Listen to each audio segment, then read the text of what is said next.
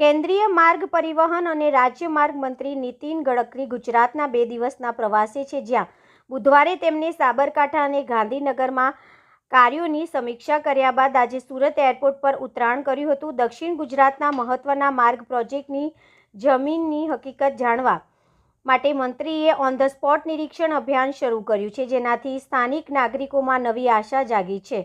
Surat airport પર પહોંચ્યા બાદ મંત્રી ગડકરી કોઈ ઓફિસ કે પ્રોજેક્ટ સાઇટ પર ગયા નહોતા, પરંતુ તરત જ એક ખાસ બસમાં સવાર થઈ હાઈવે પ્રોજેક્ટના નિરીક્ષણ માટે રવાના થયા. આશરે 10 બેઠકોની ક્ષમતાવાળી આ બસમાં તેમની સાથે national highway authority of India NHAIના ઉચ્ચ અધિકારીઓ અને પ્રોજેક્ટ નિષ્ણાતો જોડાયા હતા.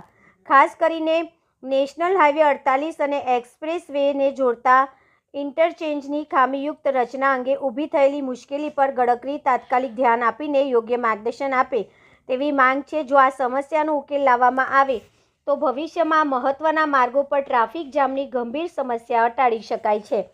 મંત્રીનું આ સઘન નિરીક્ષણ દક્ષિણ ગુજરાતના માર્ગ ઇન્ફ્રાસ્ટ્રક્ચરની સુધારણામાં નિર્ણાયક પરિબળ સાબિત થઈ શકે છે. મંત્રી ગડકરી અધિકારીઓ સાથે બસમાં પ્રવાસ કરીને સ્થળ પર જ પ્રશ્નોનું વિશ્લેષણ કરીને તાત્કાલિક સૂચનો આપશે, જેથી મુસાફરી વધુ સલામત અને સરળ બની શકે.